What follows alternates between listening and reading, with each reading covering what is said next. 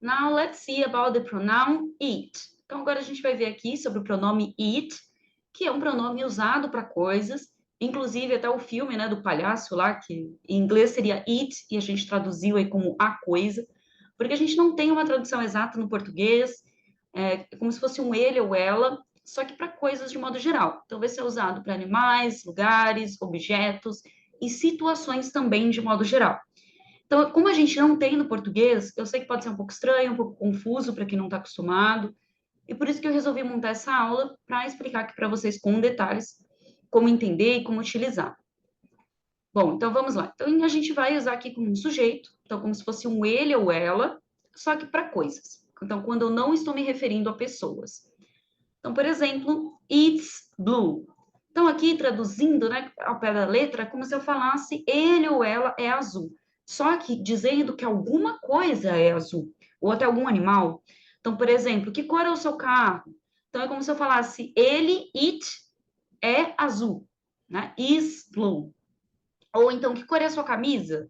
Então, ela é azul. Então, um detalhe aqui que o it seria um pronome neutro, né? Não vai ter especificação de gênero. Mas a gente traduzindo para o nosso português é como se a gente falasse assim. E aqui, it plays with the ball. Então, ele ou ela, né? O cachorro, o gato, brinca com a bola. Né? Então, it, essa coisa, esse animal, né? Nesse caso, plays with the ball, brinca com a bola.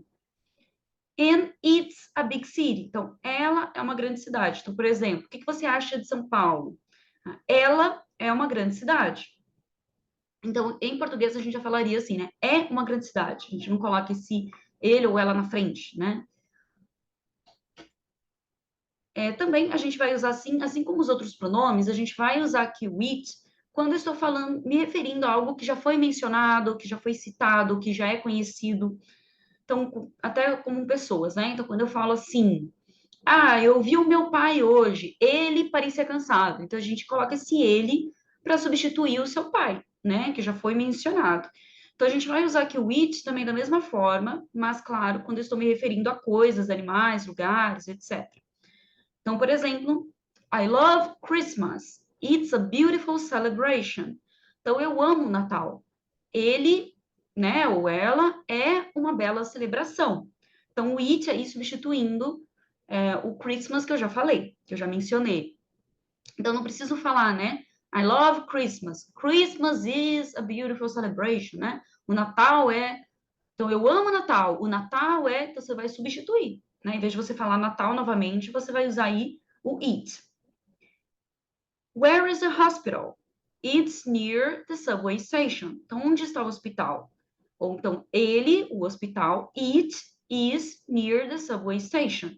Então, detalhe aqui que esse it, pessoal, esse tracinho S, esse S que tá aí é uma abreviação de is, que seria é ou está. Mas vocês vão entender isso também melhor na aula do verb to be, ok? Mas aqui o it sozinho, é como se fosse ele ou ela. Aí esse S vai significar é ou está, alright? Então é como se eu falasse ele está, então esse it sozinho é como se eu falasse isso, né? Ele está próximo da estação. That's a stray cat. It's hungry. Então, esse é um gato de rua. Ele está faminto. Então, aí eu estou usando o it, né, de modo neutro, até porque é um gato de rua, é um gato que eu não tenho afeição, que eu não tenho, ou que eu nem sei o sexo. Então, eu vou usar o it para animais quando eu estou falando de um animal de forma neutra, de um porco, de uma vaca, algum animal que eu não tenho afeição, que não é um animal doméstico, né, não é um animal que eu tenha uma afetividade. Então, ou também que o sexo é desconhecido.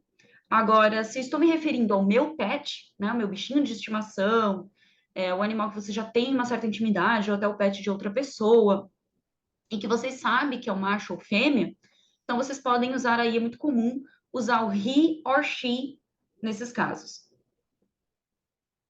Agora sim, oração sem sujeito, né? Então a gente aqui poderia falar que é um sujeito oculto para a gente no português. Porque em português a gente já fala assim, né? Está chovendo, is raining. Ou então, it's 2 o'clock, são 2 horas. Então a gente coloca o verbo na frente. A gente não fala ele está chovendo, fica estranho se a gente traduzir.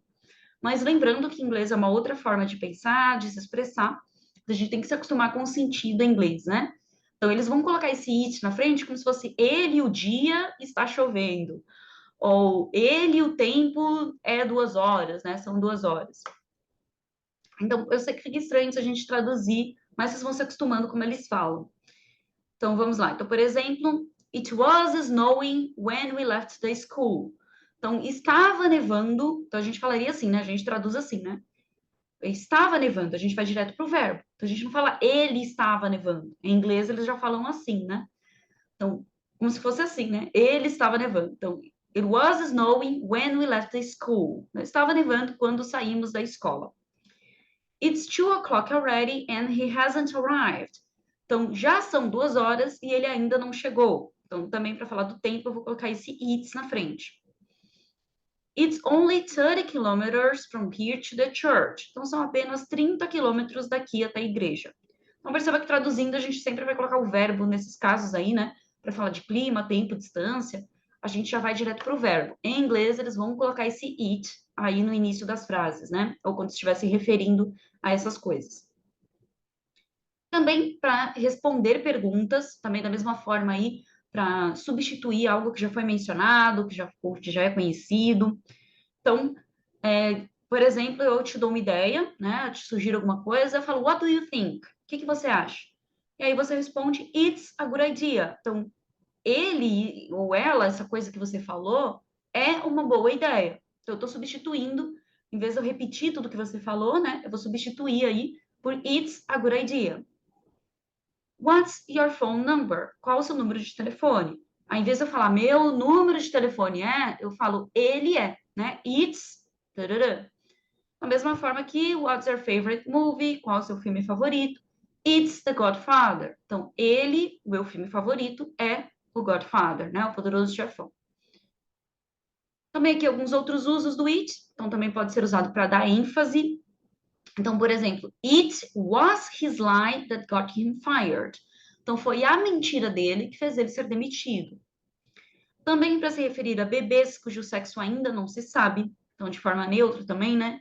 Então, what will you call it if it's a girl? Então, se ele ou ela, né, for uma garota. Então, como que você vai chamá-lo se for uma garota? Então, eu já não sei, né, se é menino ou menina.